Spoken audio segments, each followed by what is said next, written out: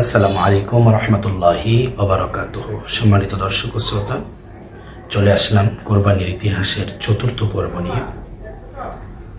ইবলিস যখন আম্মাজান হাজরা আলাইহিস সালাতু ওয়াস সালামকে ধোঁকা দেওয়ার পরে নবী ইসমাঈল আলাইহিস সালাতু ওয়াস সালাম শিশু অবস্থায়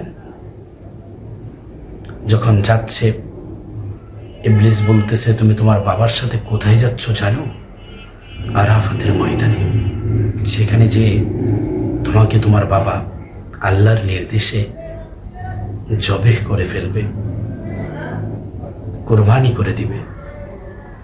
ইসমাঈল আলাইহিস সালাতু ওয়াস সালাম বললেন, যদি আল্লাহর হুকুমে আমার বাবা আমাকে জবেহ করে তাতে আমার কোনো আপত্তি নেই, তুমি কে? তুমি চলে যাও। যখন শয়তান তার পিছু নিচ্ছেই, তখন হজরতে ইসমাঈল আলাইহিস সালাতু ওয়াস সালাম শয়তানকে কঙ্কর নিক্ষেপ করে দূরে সরিয়ে দিল। এইদিকে হজরতে ইব্রাহিম আলাইহিস সালাতু ওয়াস সালাম যখন গন্তব্যে পৌঁছায় গেলেন, ইসমাঈল আলাইহিস সালাতু ওয়াস সালামকে ইব্রাহিম আলাইহিস সালাতু ওয়াস সালাম জিজ্ঞাসা করতেছেন। দেখেন, ফালাম্মা বালাগ মাআহু সায়া, যখন তারা ইব্রাহিম আলাইহিস সালাতু ওয়াস সালামের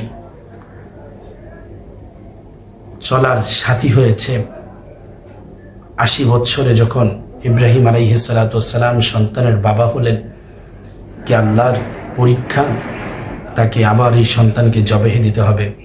সেজন্য ইব্রাহিম আলাইহিস সালাতু ওয়াস সালাম বলেন, ক্বালা ইয়া বুনাইয়া, হে আমার পুত্র, ইন্নী আরা ফিল মানামি, আমি স্বপ্নে দেখিয়েছি আন্নী আযবাহুকা, নিশ্চয়ই আমি তোমাকে জবেহ করেছি। ফানজুর মাযা তারা, এতে তোমার অভিমত কি, তুমি কি বলো? ইসমাঈল আলাইহিস সালাতু ওয়াস সালাম বললেন, ক্বালা ইয়া আবাতি ইফআল মা তু'মার, বাবা আপনি যা দেখেছেন আপনি তাই করুন। সাতাজিদুনি,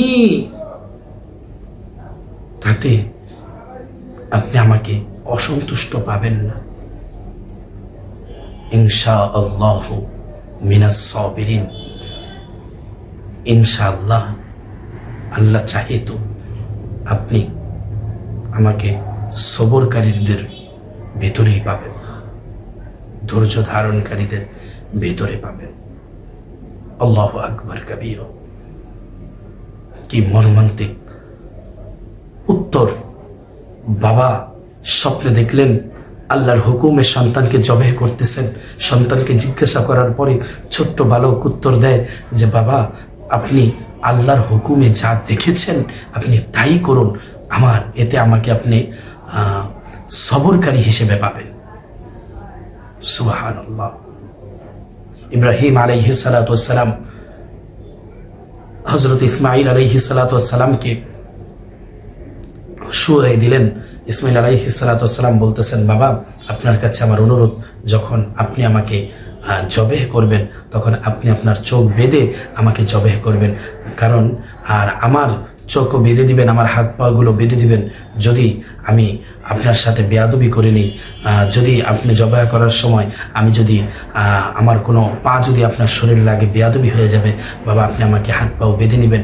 তখন ইব্রাহিম আলাইহিস সালাতু ওয়াস সালাম কি করলেন, ইসমাঈল আলাইহিস সালাতু ওয়াস সালামকে শুইয়ে নিজের চোখে রুমাল বেঁধে দিলেন, নিজের চোখ বন্ধ করে নিলেন। এবার ইব্রাহিম আলাইহিস সালাতু ওয়াস সালাম যখন ছুরি দিয়ে ইসমাঈল আলাইহিস সালাতু ওয়াস সালামের গলার মধ্যে ধরবে, ওই মুহূর্তে আল্লাহ জিব্রাহিল আলাইহিস সালাতু ওয়াস সালামকে বলতেছেন, জিব্রাহিল যাও যাও যাও, আমার বন্ধু পরীক্ষাতে পাশ হয়ে গেছে, যাও এই ইসমাঈলকে উঠায়া তুমি ইসমাঈলের জায়গায় একটা দুম্বা দিয়ে দাও।